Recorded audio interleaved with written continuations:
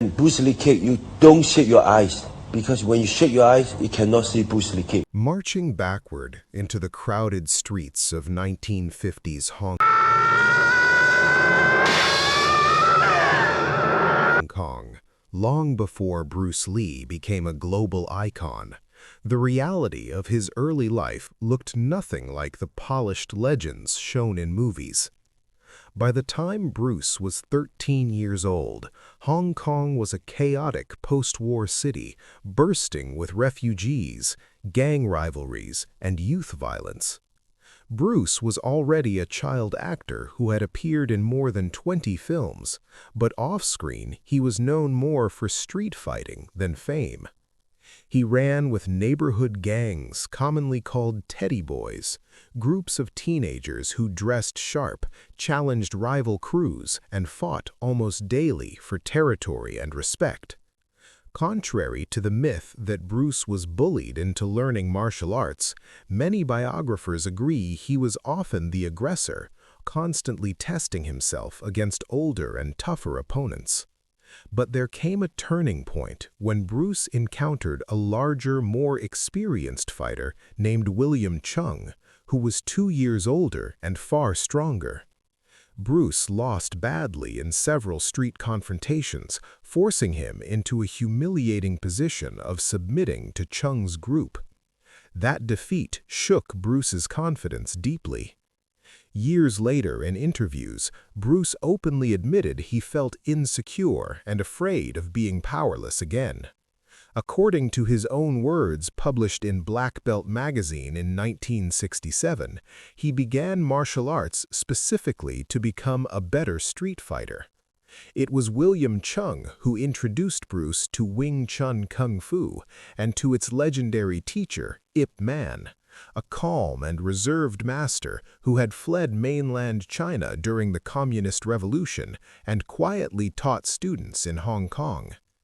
Ip Man did not run a flashy school. He taught in small rooms, sometimes in private homes, focusing on practical fighting efficiency.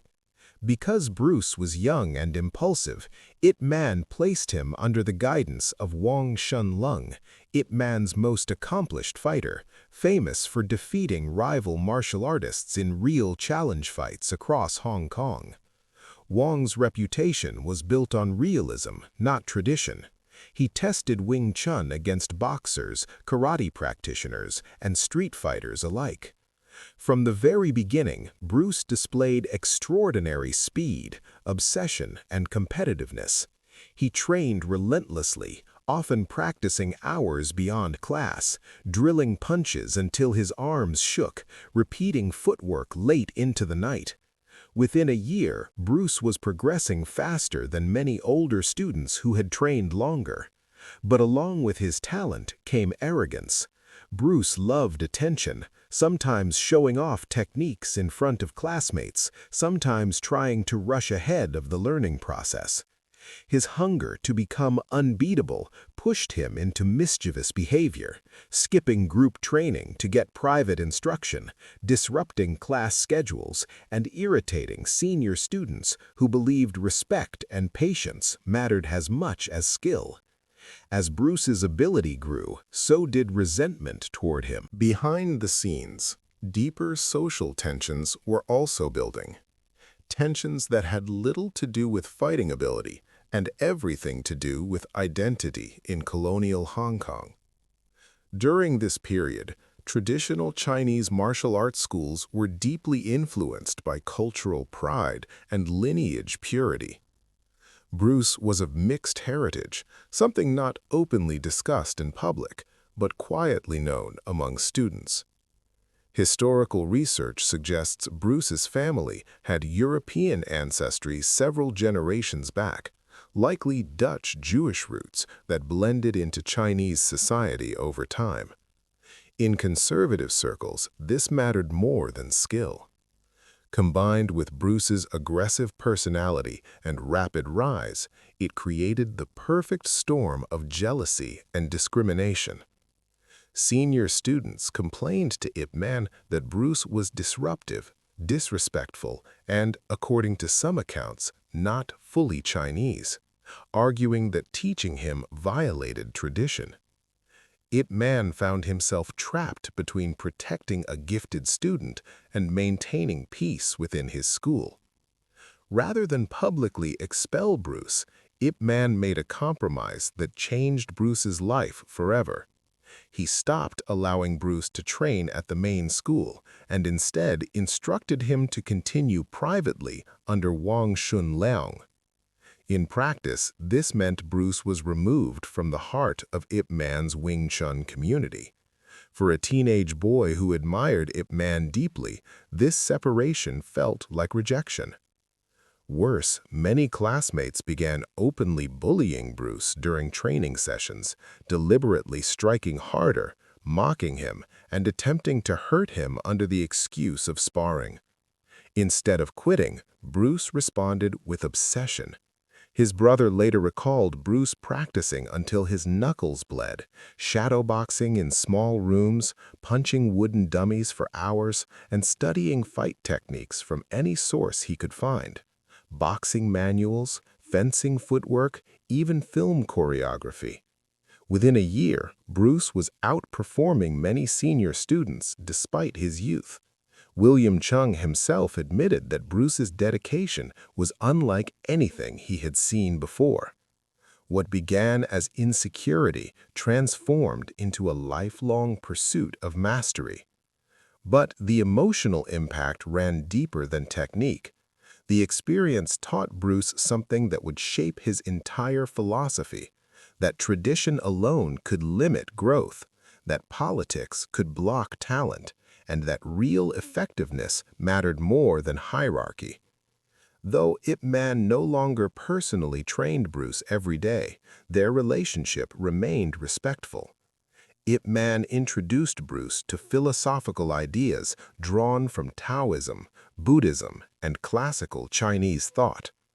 Concepts like flow, adaptability, humility, and natural movement became woven into Bruce's understanding of combat. Martial arts stopped being just about winning fights. It became a path of self-development. Later in life, Bruce often spoke about removing what is useless and keeping what works, a mindset born directly from being pushed outside rigid systems.